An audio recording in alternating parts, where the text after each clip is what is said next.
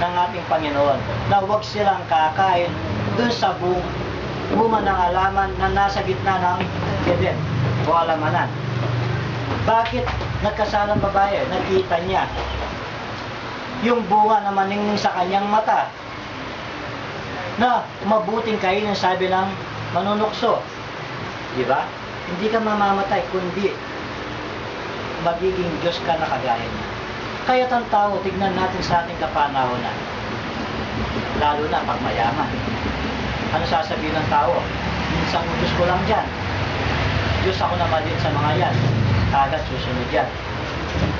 Nakapag-aral na, nakapag-master na, kukuha pa ng ibang kurso. Hindi pa sapat sa kanya yung ibinigay ng Diyos. Gusto niya, maabot niya lahat yung kung pwede lang. Lahat ng matataas na kurso makuha ng tao. Bakit? Para kilalanin siya, no? Na isang matalino o kilala kung pwede lang sa buong sanlibutan. Naging ganyan ang kategorya ng tao. Bakit? Mapapagyabang niya na maraming kursong natapos niya. Mapapagmayabang niya pag nakatapos siya yung karunungan susi ng tagumpay. Pwede siyang yumaman dyan.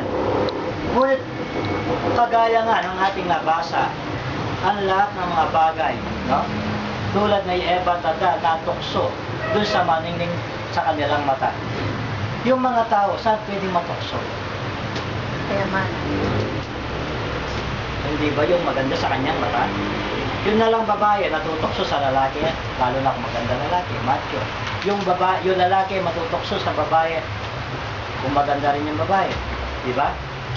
Kaya kung wala silang, hindi ka nakapag-aral ng banal na kasulatan o hindi ka nakarinig, pwedeng madaya ka, gaya na sinabi ng babae. Ano sinabi ng Diyos sa babae? Kumain ka ba sa bunga na ibinabawal ko sa iyo? Ano sinagot ng babae? Tingnan natin para hindi tayo magkamali, kapatid. Dito sa Genesis 3:13. Kung ano sinabi ng babae. At sinabi ng Panginoong Diyos sa babae, ano itong iyong ginawa? At sinabi ng babae, dinaya ako ng ahas at ako'y kumain.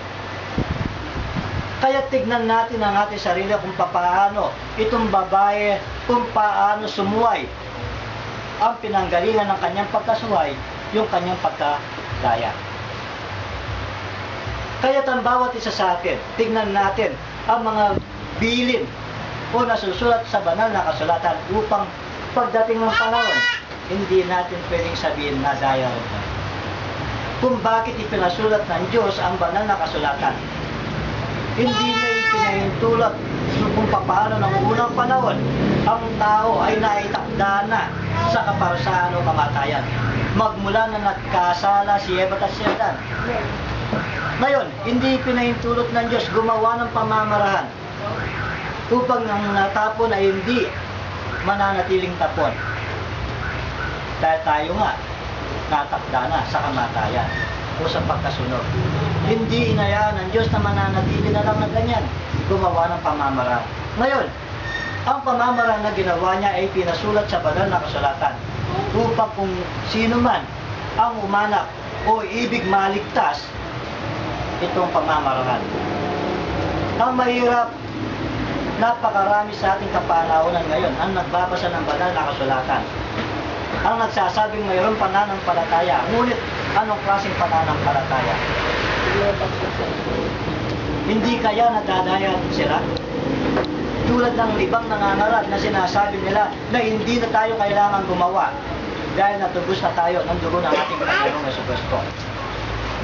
Kung gagawa pa tayo, nasasabihin nila, winawalang kabuluhan ninyo ang inyong pagtatubos.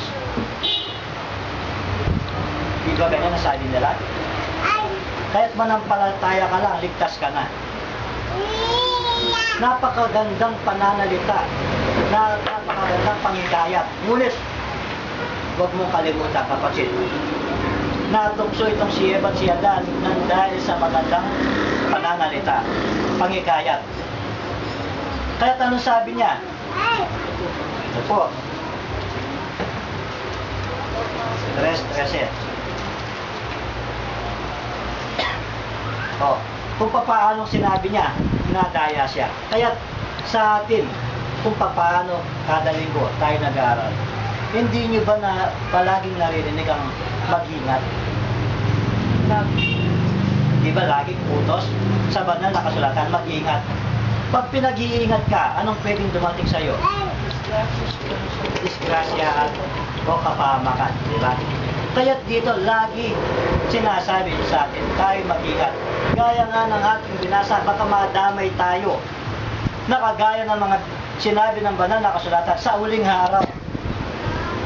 Kailangan natin ng mga bagay-bagay na yan na pangangailangan, ngunit wag sanang hihigit sa ating pananampalataya. Wag sana tayong matulad sa sinasabi ng banal na kasulatan na walang pag-ibig. No? Ibang tao ngayon mabangis, mabagsik. Handa silang pumatay. Ngunit sa atin mga kapatid, kung paano ang ibinabalita ng banal na kasulatan, ganun sana tayo sumunod. Bakit? Ano ang anyo ng pagkalalang ng tao? Nung una ba ganyan din tayo, kagaya ng nakikita natin sa panahon ngayon, ang pag-uugali ng tao? Ano ba pagkalalang ng tao? Tingnan po natin. No? Dito po sa aklat, sulat ni Solomon, ay ganito po ang ating matutungayan, karagdagan, upang ating malaman kung bakit ang tao o anong pinagmula ng pagsuway ng tao sa salita ng Diyos. Ito po, Ecclesiastes 7:29. Sabi,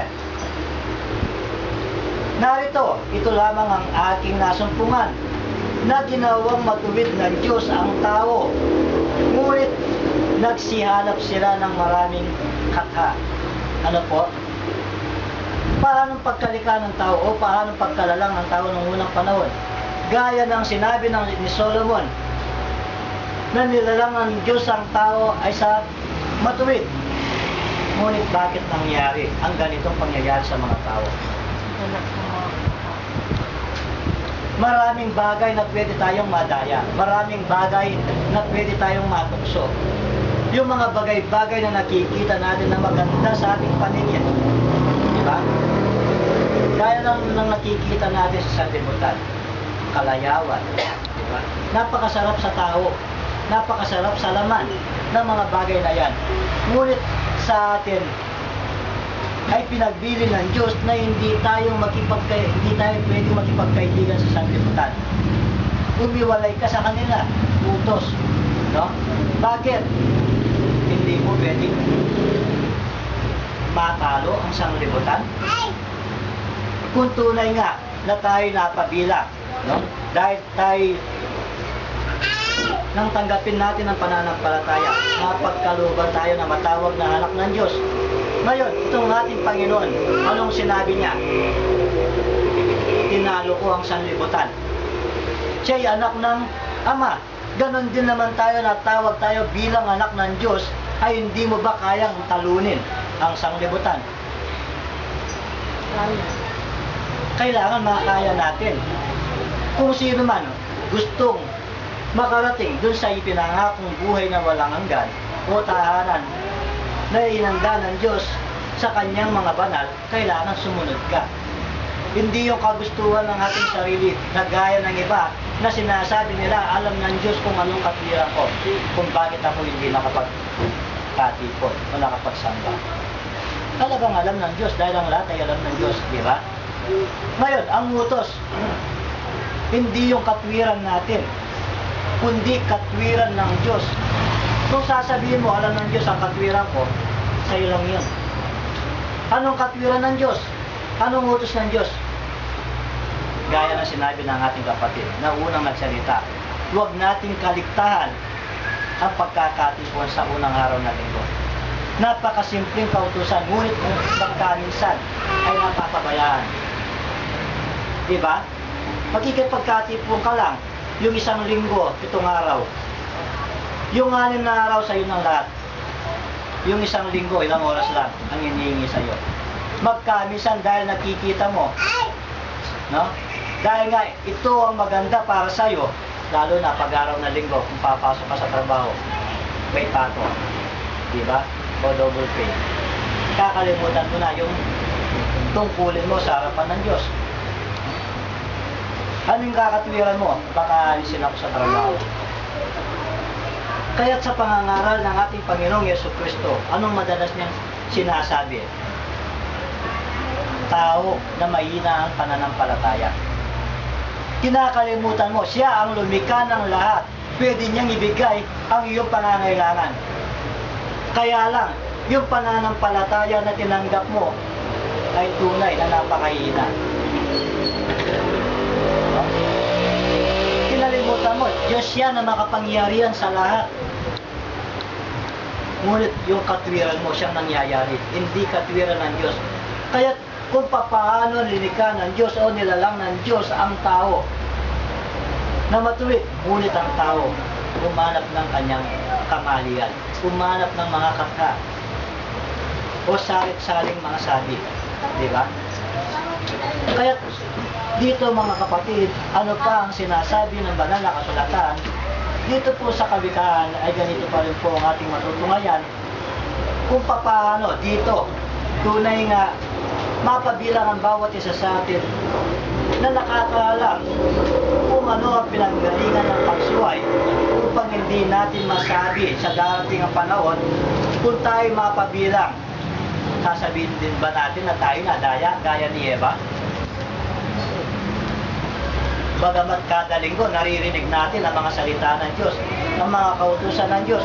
Kaya lang dahil walang tunay na pananampalataya, kung kaya nakakalimutan mo na mayama ka na tinatawag na makapangyarihan sa lahat. Ngayon, ano pa sabi? 27. 4:27 Koma 3 hanggang 6. Ito po. Huwag kang lumiko. O, tingnan nyo, nandito na na, huwag. No? Pag sinabing huwag, babala. No? Pag may babala, may panganib. Kaya sabi niya, huwag kang lumiko sa kanan o sa kaliwa man. Iwalay mo ang iyong pa sa kasamaan. Anong utos? Iwalay mo. Yan ang utos sa bawat isa sa atin. Ngayon, pilit kang nagkikisama doon sa mga masasama. Ano sasabihin mo? Hindi naman ako gumagawa ng masama. Ngunit anong sabi ng kasabihan? Kahoy man nababad sa tubig, pilit mong nilalapit sa apoy. Darating ang panahon ay bibiyag din. Na ikaw na nagsasabing hindi ka naman gumagawa na masama, sabi ng banal na kasulatan, huwag kang liliko. Ilayo mo ang iyong mga paa sa kanila, pero pilit ka pa rin makikisama. Kaya pag nagkamali ka, nagkataon na ang pag-uugali mo ay kagaya na nila, ano sasabihin mo? Nadaya ako? Hindi kaya ikaw ay kagaya na sinasabi ng banal na kasulatan mula pa sa panahon ng iyong mga magulang. Kayo'y nagpakaligaw. Iba yung nagpakaligaw sa naligaw. Alam natin ang mga kautusan ng Diyos. Alam natin yung mga tuntunan na ibinigay ng Diyos. Ngunit, pilit kang lumiliko. Ano sasabihin ng tao? Masarap ang bawal. Diba? Yan ang kaugalian ng tao. Yan ang katwiran ng tao. Masarap ang bawal. Yan na lang pagkain ng dugo. Kung magkaminsan, meron ka pang naririnig na kumakain sila ng dugo. Pero alam nila kung anong kautusan. Pero ang tao,